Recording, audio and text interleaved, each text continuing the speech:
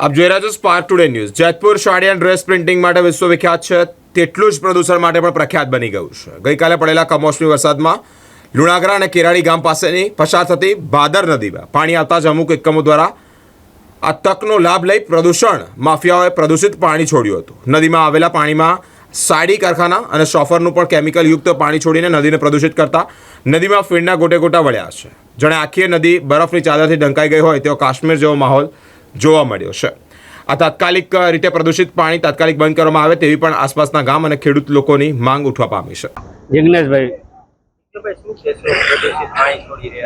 આ પ્રદૂષિત પાણી છોડે છે। અત્યારે કાળો ઉનાળો છે, અત્યારે કોઈ પ્રકારની સૌરાષ્ટ્રમાં નદી ચાલતી નથી। આ ભાદર સિવાય ભાદર એક જ નદી અત્યારે બે કાંઠે હાલે છે। એનું કારણ એક જ છે, આ જેતપુરના ડાયંગર પાણી નીકળે છે, જે સિલિકેટ વાળું ગંદુ પાણી આવે અને અમે અનેક પ્રકારની નુકસાની જમીનને આ તે પીવાનું પાણીમાં ઉપયોગમાં આવતું નથી। આ માંગમાં એવું છે અત્યારે તાત્કાલિકના ધોરણે આ પાણી બંધ થાય। હવે જે તમે આજની વાત કરતો તો આજે અમે જે છે એની અત્યારે જ અમે વિઝિટ કરાવીને એના જે સેમ્પલ જે છે અમે એકત્રિત કરીને અમારી જે છે લેબોરેટરીમાં મોકલશું।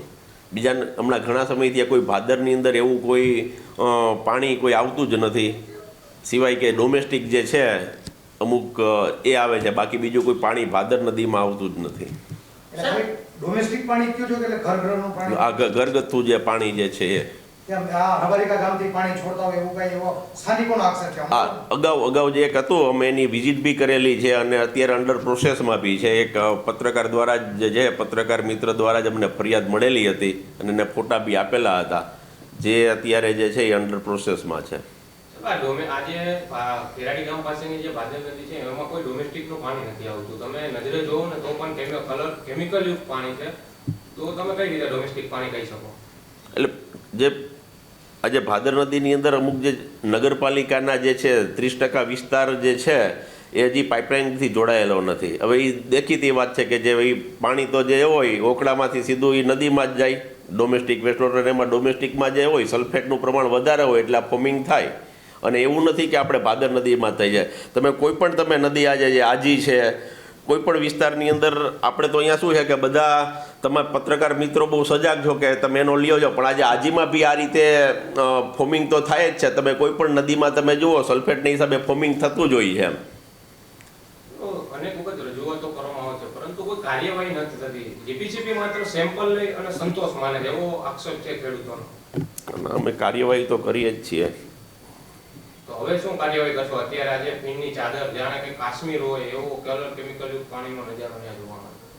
તો ડોમેસ્ટિક વેસ્ટ વોટર આવતું હશે તો ત્યાં અમે જે છે નગરપાલિકાને કહીને જે છે એ બંધ કરાવશું, જે બાજુથી આવતી હશે એનો સોર્સ જે હશે ત્યાં એક પણ પ્રકારની ડોમેસ્ટિક લાઈન નથી, પણ આવતું હોય તો ઉપરવાસમાં થઈને આવતું હોય ને। 3 દિવસથી તમે નગરપાલિકાના સાથે રાખીને વિઝિટ કરો છો, તો તેના વિશે શું માહિતી છે? હવે જે નગરપાલિકાની સાથે જે વિઝિટ અમે જે કરીએ છીએ એ રંગાટકામ જે હોય ઘરગથ્થુમાં જે ચલાવતા હોય એની ઉપર નગરપાલિકા જે છે એ એક્શન લેશે એમાં, કારણ કે જે ગૃહ ઉદ્યોગ આમ તો એ કહેવાય એમાં અમારું તો કોઈ કામ જ નથી। મારું નામ ધર્મેન્દ્ર વેકરિયા અને આપણા ભાદર નદી છે, ભાદર 2 ડેમ નીચે બંધાઈ ગયેલો છે। આમાં પાણી એટલું ઝેરી આવે છે કે આમાં કોઈ જીવ જંતુ કે માછલી કે કાંઈ રહી શકતું નથી। અને બીજા નંબરમાં અહીંના નદી કાંઠાની જમીન બધી બંજર બની ગઈ છે। અને હજી તો સરકાર ઓર્ગેનિકની વાત કરે, આમાં ઓર્ગેનિક કરવું કેમ? આ પાણી જે છોડ્યું છે એ કેવા પ્રકારનું પાણી છે અને શું નુકસાન છે? આ પાણી તમને કહું ને અહીંયા ઊભા થઈને આપણે માથે તો એ ગળું બળે શ્વાસ નથી લેવાતો, એટલું નુકસાનકારક પાણી છે। આ પાણીથી કેટલી નુકસાની થાય ને એ અમને પણ ખુદને નથી ખબર કે આનાથી કેટલી નુકસાની થાય। તમારી માંગ છે? અમારી માંગ એક જ છે કે જે કોઈ જવાબદારી અધિકારી હોય તાત્કાલિક ધોરણે પગલાં લે અને આ પાણી બંધ કરાવે। જેતપુરે જે માગ્યું એ સરકારે દીધું છે, છતાંય પાણી કેમ છોડે છે?